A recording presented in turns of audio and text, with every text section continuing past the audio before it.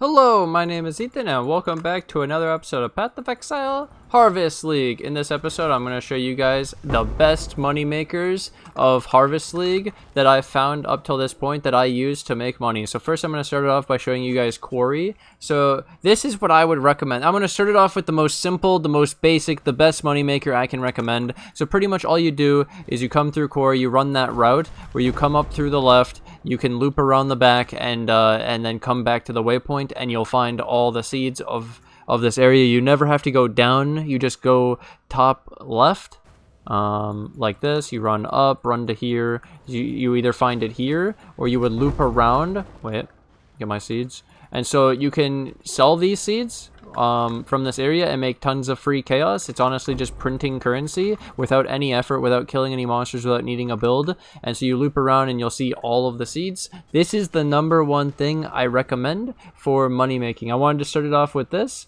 Now, just last night, they did in fact update seeds so that you get more seeds from higher tier maps, and they also changed them how they work to make them better and stuff. And so you can also farm seeds throughout all tiers of maps as well. It's really good now. And so I want to now go through all of the money makers that I tried and went through and played while I was actually going through the story and going through the mapping and completing my atlas and getting to Awakener 8. So we started off with Quarry farming. You go to Act 9 Quarry, you just run the seeds, sell them, easy money. I showed the route. I recommend to do your, if you haven't been doing your Vaal side areas and maps, if you can complete them, you should do it. They're very rewarding. They can drop some insane stuff. 6 links, easy as fuck. You should really be doing Vaal side areas. My viewer Rico, he showed me that he got a faster casting 21-23 from a Vaal side area. Like, how can you do any better than that?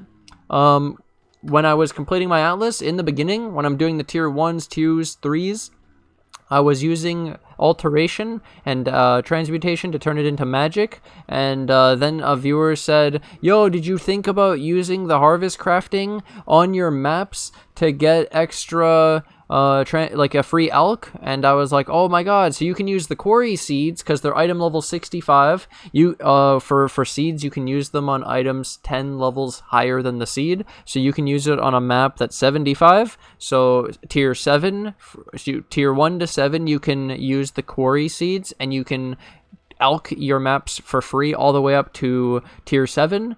And then at tier 7, you can use the higher tier seeds that you've been collecting while playing the maps, or you can just elk and go, which is also really good. I recommend elk and go. Don't invest too much into your maps. If you want, you can invest more, like sack frags, quality, and etc. when you get to the higher tiers, and you can also put masters and all the stuff. The reason why you would want to actually invest in maps, I'm going to tell you guys a secret.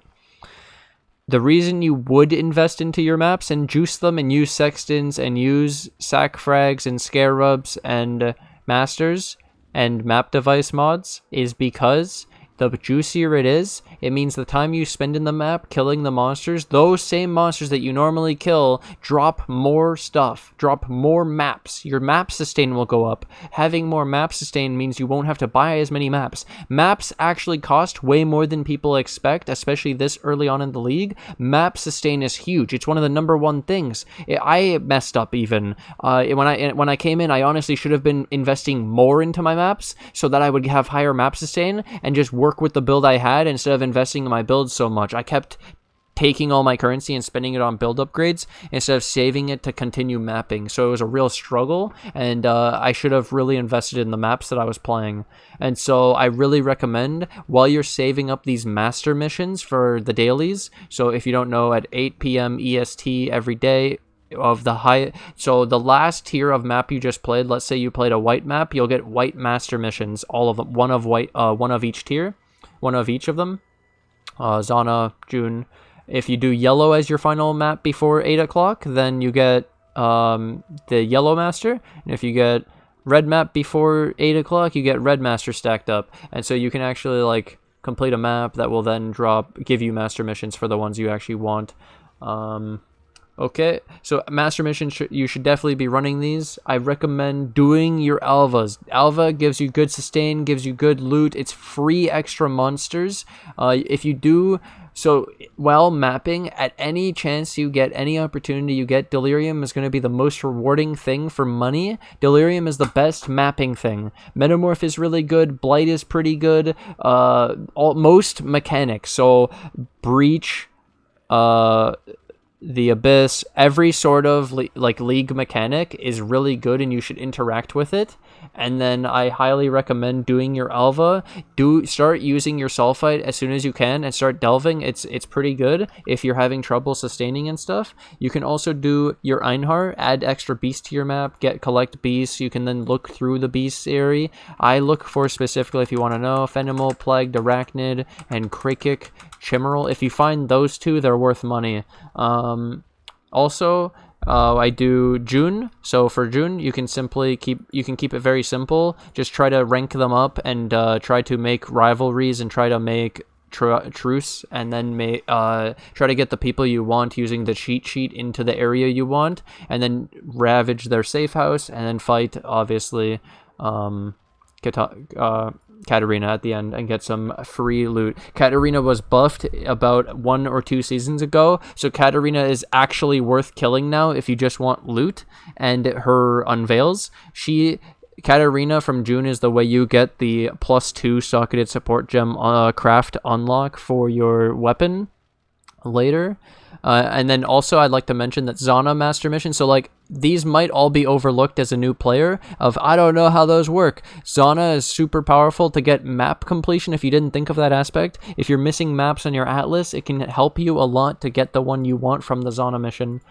Also, I recommend if you just have a really strong build, maybe you got lucky, you have more currency than you're supposed to have, and your just progression on the map Atlas is slow and you're having trouble getting to higher tiers, try putting more watchstones in one area and progressing to 4 watchstones in one area so that you can unlock tier 16. You'll have tier 14, tier 16. It'll make map drops better. You'll have maps that are actually worth selling a lot.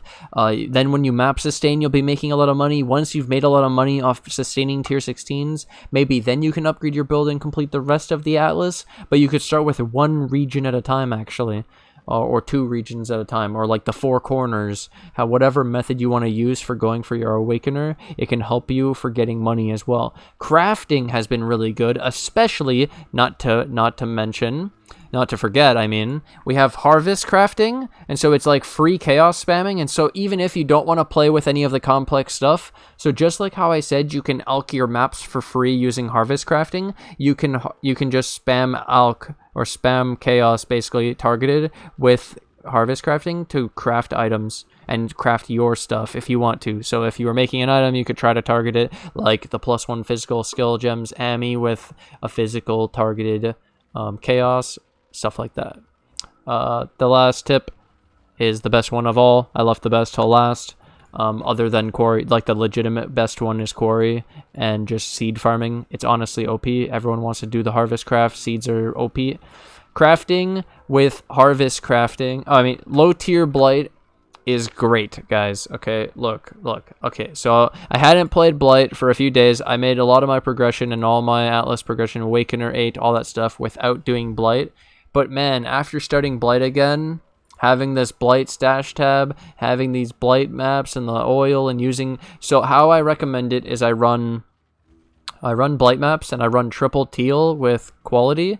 And so what I was doing is you can run any tier. Low tier is really good. I recommend trying tier 1, tier 2, tier 3. If you can complete them without losing, it's really good. That's what your goal is, to play the one that you can't lose. And so tier 10, I kill all the monsters and I don't die, so it's a perfect map. Tier 11, I have like a 10% chance of dying and like a 20% chance of losing the map, and so I don't like it very much. And so I need to improve my damage and my survivability. To do that, the 2 things I'm doing currently is, this is just build specific. I want to get an Animate Guardian in the build, which is going to cost me money. It costs money to get the gem for the Animate Guardian. I'm going to take out Elemental Army. I'm also going to run, obviously you have to equip the Animate Guardian. And then the Spectre, I need to get a 21, and then the Spectre with a +1 Intelligence Skill Gems Ami takes this to a 25 because I have a +3 in the helmet,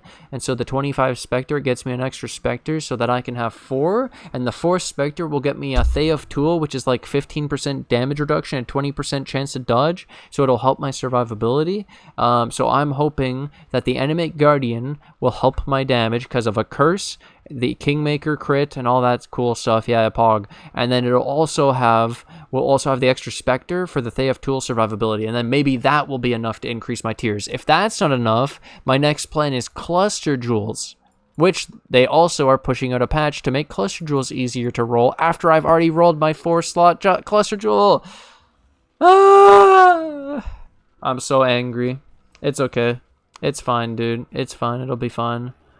They're giving us free jewel sockets on our large cluster jewels. If you didn't know, that's a new patch too. So they made us get more seeds from higher tier maps, and they also made it so cluster jewels are easier to roll. All of the things I've already done in the league. PogChamp. I've wasted so much currency rolling these, but I guess it's good in the end. Because if they didn't change it, then it would still be bad. And so I guess I'm happy that they changed it, because it's just easier, and so why would we complain? Either way, thank you guys for watching. Thanks for hanging out. I hope this video of how to make money in this league could be helpful, how I've made money throughout progressing. Honestly, a lot of it is just playing and being happy with where you're at and playing the content that you have available to you at the moment. Don't worry about where you could be, and if you were going faster, just do the things that are right in front of you and you will get rewarded for them. That is my best lesson for you guys today. Thank you guys so much for watching. Thank you guys for all the support. I can't do this without you guys. I hope this could be helpful. Thank you guys for watching. Thank you to my Patreon and YouTube members who financially support the channel. Thank you guys for all the support, and thank you to anyone new who joins today, and I'll see you guys in the next episode. Bye!